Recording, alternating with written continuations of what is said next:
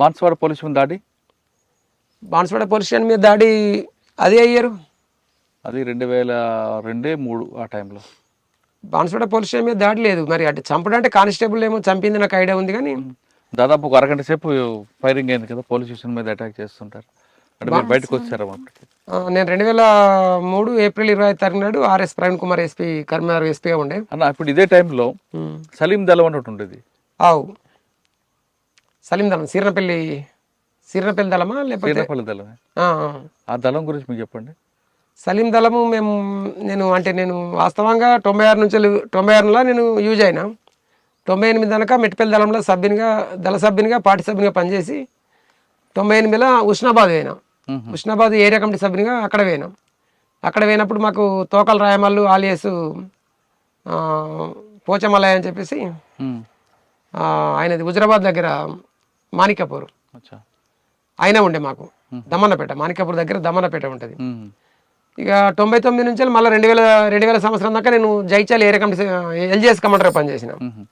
ఇక్కడికి వెళ్ళి ఇక మళ్ళీ నేను 2000 సంవత్సరం నుంచి 2002 మొత్తం పూర్తి చేసుకొని 2003 ఏప్రిల్ 25 దాకా నిజామాబాద్ జిల్లాకి ఆర్గనైజేషన్ రీత్యా. నిజామాబాద్ జిల్లాలో పోలీస్ స్టేషన్ పక్కన వాటర్ ట్యాంక్ పేల్చాలనుకున్నారు ఎందుకు? ఏమో మరి అది పోలీస్ స్టేషన్ పక్కన వాటర్ ట్యాంక్ నిజామాబాద్ జిల్లాలో ఎక్కడ? నిజామాబాద్ టౌన్లోనా? టౌన్లో వాస్తవంగా అప్పుడు మనకు అంటే సిటీ ఆర్గనైజర్ ఉండే సుధీర్ అని చెప్పేసి. సుధీర్ అలా ఇక్కడనే మనకు దీన్ని ఏమంటాం, ఇక్కడ మనం ఇక్కడనే ఉంది మండలి, ఏది మోర్తాడు పక్కనే వాళ్ళది విలేజ్ ఉంటుంది. వాటర్ ట్యాంక్ పేలిస్తే కింద ప్రజలందరికీ ఇబ్బందిగా అవుతుంది కదా? లేదు, అటువంటిది అయితే ముందు ఇప్పుడు ఇంతకుముందు బస్సులు ధ్వంసం చేసినప్పుడు ప్రజల నుంచి వ్యతిరేకత వచ్చింది కాబట్టి అది కరెక్ట్ కాదని చెప్పేసి మీరు నిర్ణయించుకున్నాము.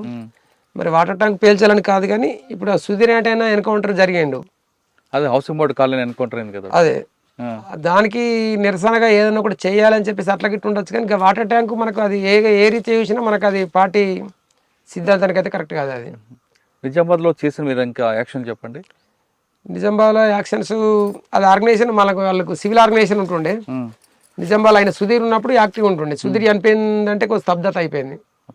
అప్పటికి మనకు 2001-2 నుంచి నిర్బంధం బాగా అయిపోయింది. అప్పటికి కోటగిరి ఆ ప్రాంతంలో, రైతు నగర్, కోటగిరి, శ్రీనగర్ ఈ ప్రాంతంలో కాంట్రాక్టులు బెదిరించడం, డబ్బులు తీసుకోవడం చేసేవారని ఉంది, ఒక ఆరోపణ ఉంది.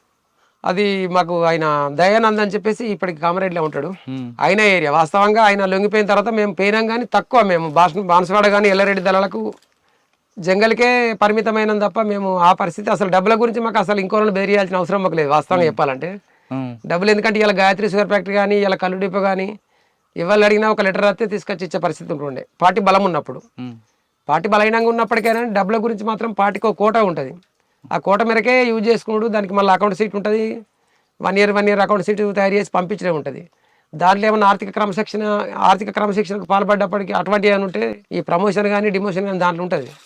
ఏమైనా ఆర్థిక క్రమశిక్షణ చేసి డబ్బులు దుర్వినియోగం చేసి ఇటువంటి ఏమైనా బెదిరించారు అంటే అది ఎవరి మిన్నైనా, అది సెంట్రల్ కమిటీ సభ్యుడైనా, రాష్ట్ర కమిటీ సభ్యుడైనా, స్టేట్ కమిటీ ఎవరైనా కానీ ప్రతి ఒక్కరి మీద చర్యలు ఉంటుంది.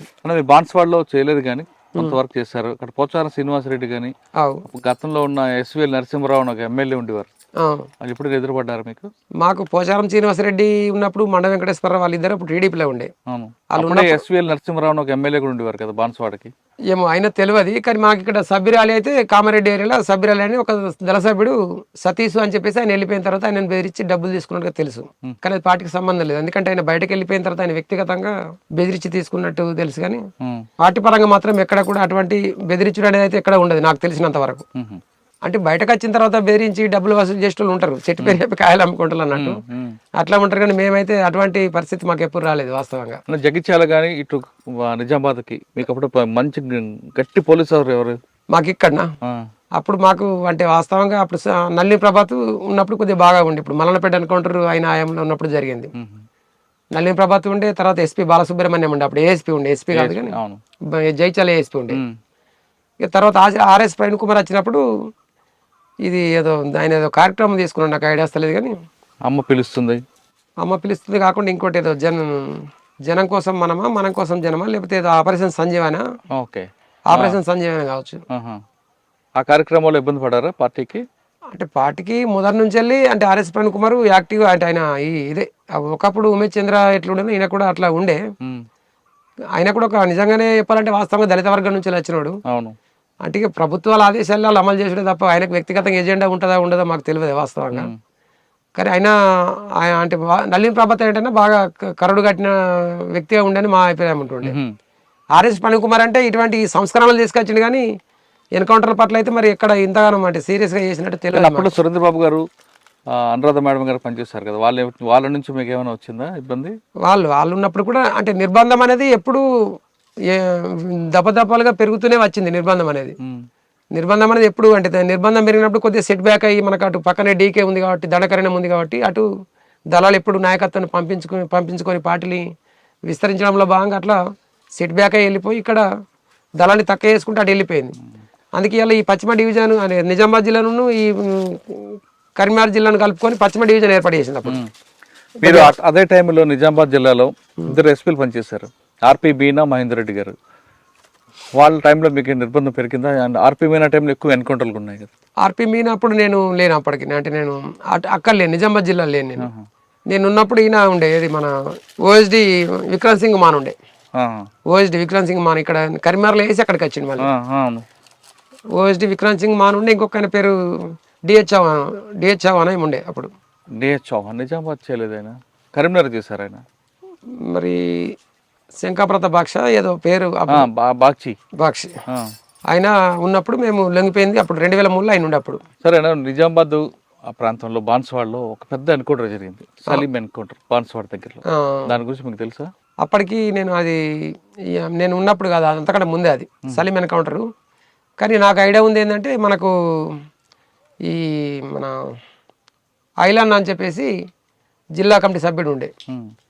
జిల్లా కమిటీ సభ్యుడిని ఐలన్నను ఈ భీమగాళ్ళు ఏరియా కమిటీ కార్యదర్శి ఉండే, జిల్లా కమిటీ సభ్యుడు ఉండే. ఆయన ఒకటి రెక్కి కోసము పంపిస్తే ఇక్కడ మన పక్కనే మోర్తాడ్ మండలము అది ఏరుగట్ల ఆయన బద్దం రాజిరెడ్డి అని చెప్పేసి ముందు నుంచి నమ్మకంగా ఉంటుండే మనకు.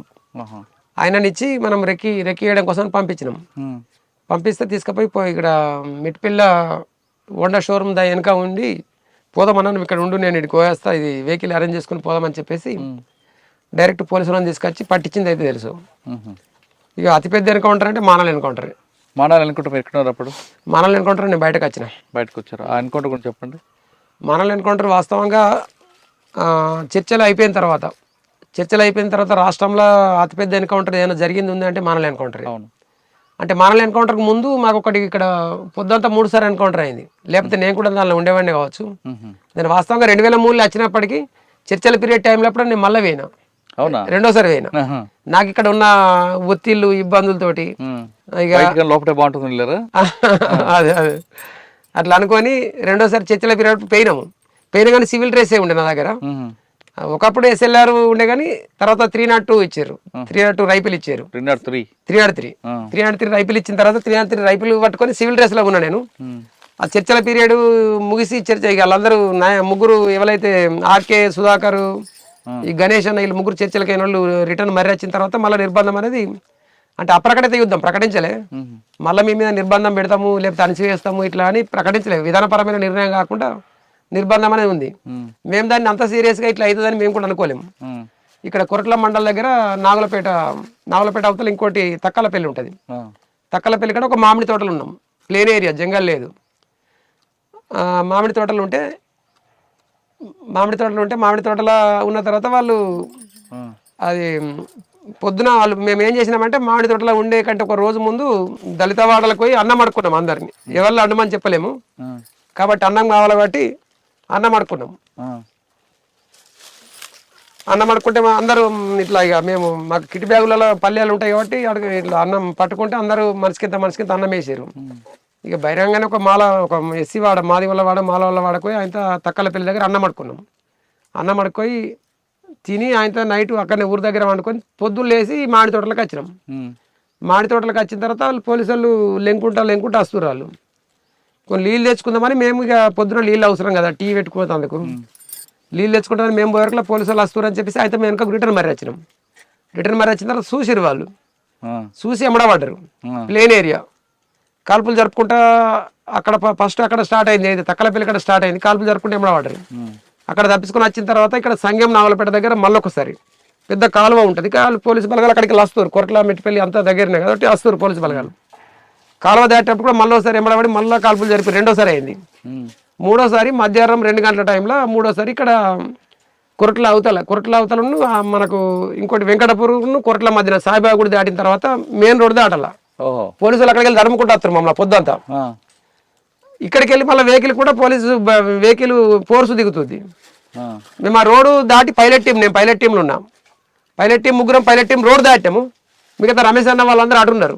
మధ్యలో పోలీస్ జీప్ వచ్చి ఆగింది. ముగ్గురం అయిన తర్వాత నేను ఇంకొక పద్మక్క అని చెప్పేసి ఆమె ఆ రోజు చనిపోయింది అక్కడ. నాతో పాటు ఇంకొక ఆయన పేరు ఐడియా లేదు, ఆయనకు మేమిద్దరము ముందటికి వెళ్ళిపోయినాం. ఆ పద్మక్క అప్పటికి ఉరికి దమ్మకొచ్చి చెరుకు తోటలో వచ్చింది. చెరుకు తోటలో వచ్చిన తర్వాత ఆమెను పోలీసులు ఎమ్మడబడి ఆమెను దొరకబట్టి ఆమెను కొట్టేసారు. వాళ్ళు రమేష్ అన్న వాళ్ళు కాల్పులు జరిపిన వాళ్ళు 2 పోలీసులకు గాయాలైనాయి. మా ఇద్దరు ఎమ్మడ పోలీసులు పడరు. ఇటు మేము మధ్యన వచ్చి మేము దాటినాం కాబట్టి మామిడి తోట వైపు ఇటు మా ఎమ్మడబడ్డారు. ఎమ్మడబడ్డ తర్వాత ఇంకొక ఆయన తుపాకీ ఎత్తేసి ఆయన తప్పించుకొని అట్టి అంకల్ తిరుగుకుంటే ఆయన తప్పించుకొని పోయాడు. నేను ఒక్క ఎమ్మడబడ్డారు. ఇక నేను అనుకున్నా ఎట్లయినా ఇక ఇప్పటికే నా జీవితం అయిపోయిందని నేను అనుకున్నా. జీవితం అయిపోయింది అనుకున్నా. అయితే నేను కూడా ఏం చేసినంటే ఇక ఇట్లా కాదు, ఇది వెపన్ పట్టుకుని పోతే నడవదని చెప్పేసి ఆయన వెపన్ పోచి ఇప్పేసి ఇక మామూలు బట్టి డ్రెస్ ఉంది కాబట్టి ఏం కాదు, ఇళ్ళన్న ప్రజలు కలిసినప్పుడు వాళ్ళతో కలిసిపోతా అని చెప్పేసి నేను ధైర్యం తెచ్చుకొని ఆ తుపాకీని పోచి ఇచ్చేసిన తర్వాత తుపాకీ దగ్గర వచ్చి కొద్దిగా టైం వాళ్ళు ఆగిసేసే వరకు మనకు ఆ టైం దొరికింది. టైం దొరికిన స్పీడ్ కొరికి మళ్ళీ రిటర్న్ మళ్ళీ రోడ్ ఎక్కినాం. మళ్ళీ రిటర్న్ వచ్చి నేషనల్ హైవే రోడ్ ఎక్కిన. ఇక నా పక్కపంటే పోలీసులు వస్తా ఉన్నారు లెంకుంటూ వస్తారు వాళ్ళు. ఇక మళ్ళీ ఇట్లా కూడా మరి ఎవరు ఎంత చెకింగ్ చేస్తారని చెప్పేసి మళ్ళీ వెంకటపూర్వలే వచ్చిన. నేను వెంకటపూర్వలే వచ్చి ఒక ఇంట్లో వచ్చిన తర్వాత ఆ ఇంట్లోకి కూడా వచ్చారు. నేను లోపలికి వచ్చిన వాళ్ళు బయట 2-3 కూర్చుని మాట్లాడుతారు. ఒక ఆయన వచ్చే కదా లెంకుంటూ వచ్చినంటే ఎవరు సార్ అని వాళ్ళు చెప్పారు. వాళ్ళు ఇళ్ళకే వేరంటే ఆనాడు తీసుకుపోయి చంపేసేది. ఆ విధంగా నేను ఆ రోజు తప్పించుకొని మళ్ళీ కొద్దిగా పోలీసులు అందరూ ఎక్కడైనా ఒక 2 గంటల తర్వాత మళ్ళీ పోయి ఎస్కేప్ అయ్యి వెళ్ళిపోయాను. ఇది వెళ్ళిపోయాక ఒక 3-4 రోజులకు వీళ్ళు మళ్ళీ దళం అటే మరిపోయి మానాల్లో దగ్గర జరిగిన ఎన్కౌంటర్ ఒక 3 రోజులకు, దీనికి ఉన్న దానికి ఒక 3-4 రోజుల గ్యాప్.